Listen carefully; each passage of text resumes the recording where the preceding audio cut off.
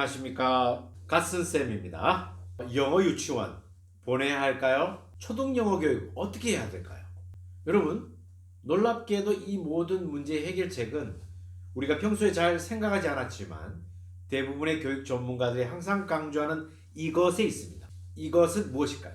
이 영상을 처음부터 끝까지 하나도 놓치지 않고 꼼꼼히 보시면 자녀들을 위해서 영어 교육을 어떤 방향으로 해야겠구나 하고 중심이 딱 서리라고 확신합니다. 먼저 좋아요와 구독 그리고 알림 설정을 해주시면 대단히 고맙겠습니다. 자, 그럼 시작하겠습니다. 영어 유치원이 한때 엄청 붐이었는데요. 요즘 많이 없어지고 이제 일부 살아남은 영어 유치원들만이 그 명맥을 유지하고 있는 실정입니다. 다양한 원인들이 있을 수 있겠지만 한때 꽤나 많은 분들이 영어 유치원을 그냥 돈 잡아먹는 가성비 떨어지는 영어 교육의 그냥 원흉인 것처럼 집중적으로 공격을 아주 심하게 했고요. 조기 영어 교육의 붐이 가라앉으면서 최근에는 이 팬데믹까지 겹쳐서 엄청 위축된 것이 사실입니다. 저 입장은 그렇습니다. 영어 유치원은 보낼 수 있으면 보내는 것이 맞습니다. 단 전제가 몇 가지 있습니다. 첫 번째는 재정적으로 여유가 좀 되어야 된다 하는 것이죠. 좀 더 정확하게 이야기하자면 아이의 영어 실력이 결실을 좀 맺을 수 있는 한 2년에서 3년 정도 꾸준히 보낼 수 있는 경제적 여유가 있다면 이제 보내는 것이 좋습니다. 원어민에 대한 거부감도 좀 줄어들고 발음도 아주 좋아지고요. 생각도 좀 더 넓어지고 좋은 점이 아주 많습니다. 두 번째 전제 조건으로는요. 아이가 스트레스를 받지 않고 즐겁게 할 수 있는 유치원의 환경과 가정에서도 영어를 자유롭게 쓸 수 있도록 격려하는 아주 쿨한 그런 환경이 조성된다면 금상첨화겠죠. 예를 들어서 이제 부모님이 어문 계열 전공인데 완전한 영어를 구사하진 않지만 영어를 좀 받아주면서 격려하고 칭찬하면서 잘할 수 있도록 환경을 조성해주는 뭐 그런 분위기라면 정말 좋겠습니다. 그리고 세 번째는 영어 유치원을 끝내고 난 다음에 초등 6학년 때까지 흔들림 없이 정통어학원에서 듣기, 쓰기, 말하기, 읽기를 균형 있게 밀고 나가겠다는 철학을 가진 부모님이라면 영어 유치원을 보내면 성공할 가능성이 높습니다. 절대 흔들리지 않고 계속 보내야 합니다. 그러니까 흔들림 없이 영어 유치원과 어학원을 꾸준히 보내는 겁니다. 그러다가 초등학교 6학년 때쯤 중학교 영문법을 학원이나 혹은 인강으로 인터넷 강의로 공부하기 시작하고 초등학교 6학년 때부터는 종전에 하던 어학원 수업을 집에서 인강이나 전화영어, 화상영어 뭐 이런 거 그런 걸로 바꾸고 난 다음에 원설기, 뉴스, 드라마, 영화 등으로 갈아타면 됩니다. 그러다가 영어 내공이 좀 올라온다 싶으면 중학교 1학년 때부터 슬슬 탭스나 토플 문제집을 사서 공부하면서 시험을 슬슬 치러 다니고 탭스 점수가 650에서 한 750 정도 안정되거나 토플 점수가 80에서 100점 정도가 나오기 시작하면 수능어법 그리고 고등문법 이런 걸로 발전시켜 나가고 수능 모의고사를 치면서 고등학교 진학 전에 수능 1등급 정도 만들어 놓는 겁니다. 그러면 이제 다른 과목을 할 수 있는 여력이 생기죠. 자, 제가 이쯤 이야기를 하면 슬슬 욕을 장착하시는 분들이 계실 수 있습니다. 이해합니다. 제가 이야기한 경우는요, 100명의 아이들 중에 한 3명 정도를 이야기한 것입니다. 그러면 재정적으로 그럴 여유가 없다. 사교육은 뭐 돈 아깝다고 생각하시면 그 다음으로는 바로 엄마표, 아빠표 영어 교육이라는 게 있습니다. 단 아빠든 엄마든 영어 교육에 대한 철저한 자신만의 철학을 가지고 있고 나름 시간도 쪼개서 낼 수 있는 열정도 있고 정보력도 있으며 아이들과 사이도 좋아서 애들이 부모의 말에 잘 순종한다면 더욱 좋겠습니다. 사실 부모님의 희생이 좀 있고 아이들이 좀 잘 따라주기만 한다면 요즘같이 영어 배우기 좋은 환경이 조성된 때가 익히 없었습니다. 바로 디지털 세상이 도래한 것이죠. 저렴한 인강과 영어 커뮤니티, 넘쳐나는 정보와 유튜브, 제가 하고 있는 이런 거 말이죠. 그리고 랜덤 외국어 채팅까지 마음만 먹으면 외국에 노출되기 쉽습니다. 자, 제가 이 정도까지 이야기하면 또 욕을 장착하시고 공격하시려는 분들이 있을 텐데요. 이해합니다. 난 돈 없다, 시간 없다, 정보력 없고 애들하고 사이도 별로 안 좋다 하시는 분들 대부분이겠죠. 그렇지만 여러분 희망이 있습니다.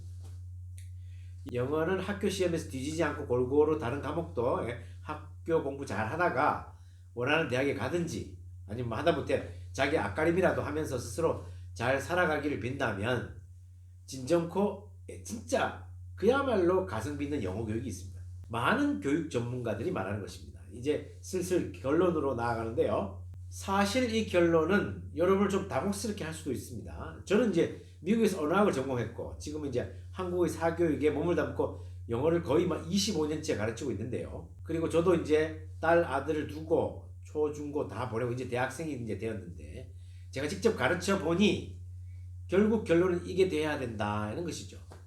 예, 재정적으로 풍족하고 정보력이 있으며 열정이 있고 아이들을 잘 이끄는 부모와 또 그들의 자녀들을 결코 여러분이 보통 가정에서 이길 수 없습니다. 예. 그럼에도 불구하고 그런 사람들 보란듯이 이겨서 자신감 있게 자기 위치를 잡는 아이들은 다음과 같은 공통점이 있습니다. 자, 바로 오늘의 결론입니다.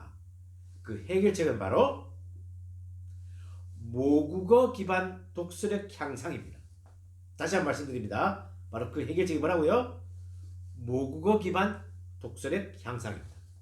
제가 영어 선생인데 무슨 뚱딴지 같은 소리를 하느냐 하고 이제 반문하실 수 있겠는데요. 저는요 학부형들한테 돈 없고 시간 없고 이제 정보력이 없으면 아예 초등학교 3학년 정도까지는 어떤 영어 학원에도 보내지 말라고 합니다. 아예 영어를 전혀 다른 방향으로 잡는 게 맞습니다. 그렇다고 해서 공부를 전혀 안 시키고 내버려 두라는 뜻은 아닙니다. 알파벳하고 파닉스 정도, 파닉스라도 이제 고급 파닉스, 이중 모음이라든지 묵음까지도 공부시켜서 그런 것도 이제 학습지를 이용해서 잡아주고 돈 많이 안 들어가죠. 집에서 IPTV나 틀어주고 디즈니 영화나 유튜브 틀어주고 아주 뭐 그냥 그림 화려한 단순한 영어책 몇 권 선물로 주고 던져주고 난 다음에 찢는지 뭐 보는지 읽는지 관찰하는 거죠. 예, 잘할 떡잎인지 아닌지 한번 보는 거예요 그냥. 노래 나면 엉덩이 흔들면서 옆에서 그냥 같이 따라해주고 같이 놀아주는 거죠. 예. 그러면서 옆에서 부모님 그냥 예, 와, 니 영어 좀 하네. 아빠보다 잘하는데 와 이러면서 이제 격려의 추임새까지 돈 안 들거든요. 부모라면 그 정도는 해야죠. 예. 이거 영어 유치원에서 하는 이제 TPR이라고 있지 않습니까? Total Physical Response라고 해서 전신 반응 교수법이라는 게 있습니다. 예, 즉 온몸으로 표현하고 막 따라하기랑 막 크게 다르지 않는 거거든요. 이게 이렇게 그야말로 접시물 같은 아주 얇은 영어 환경만 조성하고 그리고 난 다음에 여러분 뭐에 집중해야 하냐면요. 한국말을 제대로 가르쳐야 됩니다. 어릴 때 외국어에 노출돼야만 한다. 그래야지만 성공한다라고 이야기하시는 이제 노엄 참스키의 언어 습득 장치 이론의 허상에 대해서 제가 말씀드린 영상 한번 찾아보시기 바랍니다. 예. 모국어 교육을 제대로 하셔야 됩니다. 모국어 교육은 생각보다 돈도 덜 들고 효과도 대박 좋습니다. 예. 자, 모국어 교육을 잘하려면 먼저 그야말로 깊은 사랑과 내려놓음에서 시작됩니다. 영어 교육 이야기하다가 갑자기 모국어 교육을 이야기하니까 좀 당황하셨죠. 예. 좀 기다리셔 끝까지 한번 들어보시기 바랍니다. 우리나라 교육의 큰 문제 중 하나가 모국어 교육이 충실하게 이루어지지 않는 과정이 너무 많다는 겁니다. 많은 아이들이 자신의 생각을 충분히 표현할 수 있는 기회를 박탈당하고 있다는 것이죠. 아이들이 집에 와서 학교에서 있었던 일들을 막 제잘제잘 이야기를 하면 부모들은 잘 안 들어주고 그냥 조용히 하고 빨리 그냥 학원 숙제나 좀 해라. 어? 이렇게 말이 많노. 시간 뭐든지 야야야 시간 됐다 학원 가라. 이렇게 이야기합니다. 그리고 있지 않습니까? 아이들 앞에서 부모가 겁나 싸웁니다. 큰 소리 막 높여가면서 안 좋은 소리 섞어가면서 인풋 안 좋죠. 그리고 애들은 뭔가 아웃풋을 하려니까 안 좋은 인풋에 좋은 아웃풋 없고 자기가 가지고 있는 생각을 아웃풋 하고 싶은데 받아주는 사람이 없습니다. 자, 모국어 교육의 시작은 부모가 끊임없이 들려주는 아름다운 대화 그리고 아이의 말을 끝까지 들어주는 여유 그리고 부모가 읽어주는 책 그리고 부모가 들려주는 양질의 경험입니다. 아이들은 이것으로 무럭무럭 건강하게 자랍니다. 이런 경험이 선제되지 않은 채 무리한 체근이라든지 압박, 숙제, 푸시 이러면 아이들의 머릿속에 안 좋은 문제가 만들어집니다. 자, 그러면 이제 이 모국어 교육에 있어서 노출, 그죠? 습득 이런 겁니다. 자, 그 다음으로 모국어 책 읽기로 한번 넘어가 봅시다. 아주 어린 시기에는 부모가 직접 읽어주는 책 읽기가 치명적으로 중요합니다. 예. 그 다음으로는 아이 스스로 선택한 겁나 재밌는 책, 그겁니다. 부모의 기준이 아니고 아이 스스로가 선택한 그야말로 부모가 보기에 진짜 어이가 없는 만화책이라도 괜찮습니다.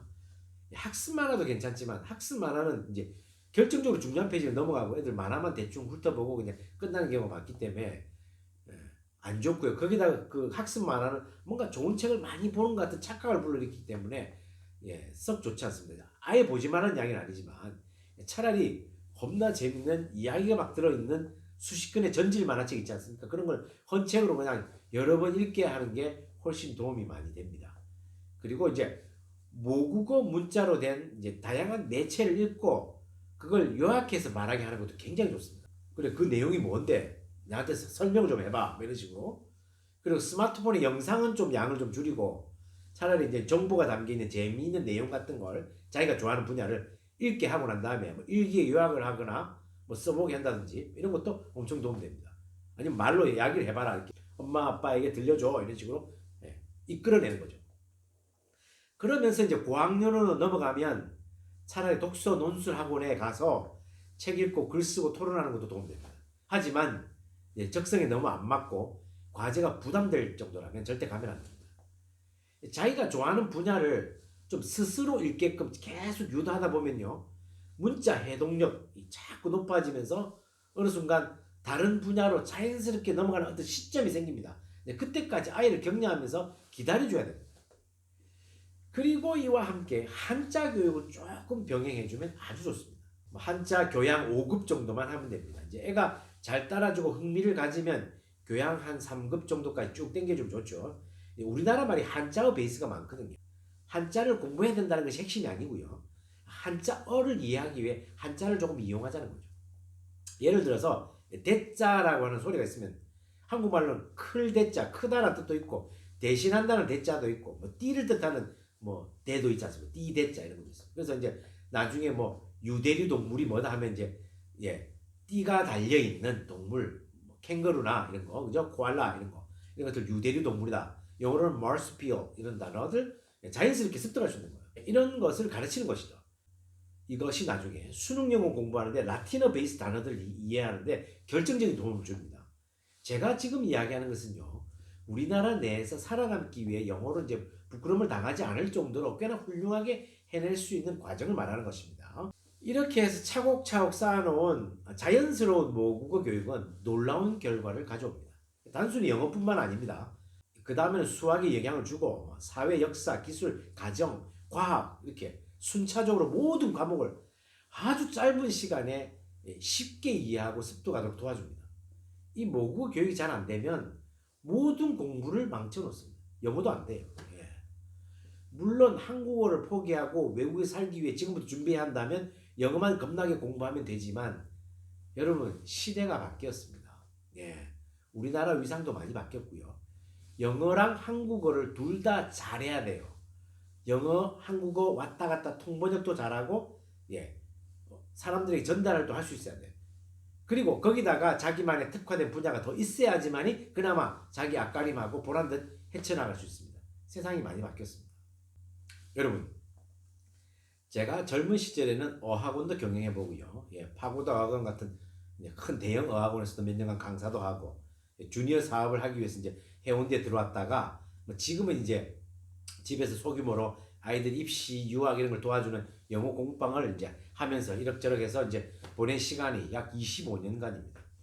25년간의 세월을 돌이켜보면 아이들의 교육에 있어서 가장 중요한 건 무엇일까 고민해 보니까요. 결론은 이건 10,000명의 아이들이 있으면 10,000명의 길이 있다는 겁니다. 부모나 선생님이 그 아이를 중심으로 좀 생각하고 이 아이에게 맞는 뭔가를 주려고 하는 애정이 좀 깊어야 되고요. 그리고 아이들은 무엇보다도 육체적으로 건강하고 잘 먹고 잘 자고 심리적으로 안정되어야지 공부를 알아서 잘한다는 겁니다. 제가 겪었던 학생들 중에는요, 운동만 열심히 하다가 뭔가 이 길이 아닌 것 같다 하고 이제 공부로 전향한 학생들이 꽤 있었는데요. 체력이 아주 좋으니까 이제 스스로 내가 공부를 좀 해야겠다. 스스로 불타니까 이 몇 년간 선행한 학생들을 우습게 따라잡아 버리는 경우가 많이 있었습니다. 저는 그런 경우 굉장히 많이 봤습니다. 문제는 열정입니다. 그리고 이제 건강이거든요. 또 거기에는 비교하지 않고 아이들을 사랑스럽게 바라보고 이제 저 아이가 진짜 원하는 것이 무엇인지 잘 들어주고 설득하고 이끌어주는 이제 진정한 사랑이 필요하다고 봅니다. 그래서 애들 뭔가 최근에서 하도록 밀어붙이려면 부모가 그 아이의 마음을 9개 정도 헤아려 한 개 지적했을 때 쭉 하고 자기가 알아서 차고 나가는 것입니다. 모국어 교육하고 그리고 한자어 교육 그리고 스트레스 없는 영어 교육이 필요하다는 겁니다. 물론 100명 중에 한 65명 정도는 그렇다는 겁니다. 자, 지금까지 약간 장황하다면 장황할 수 있지만 제가 말씀드린 요지는 바로 그런 것이었습니다. 부모님들의 고충을 저도 잘 이해합니다. 저도 부모된 입장이라서 다 겪었고요. 그리고 수많은 학생들을 다루면서 많은 것을 느꼈습니다. 제가 느낀 바들을 약간 두서없이 여러분에게 전해드렸습니다.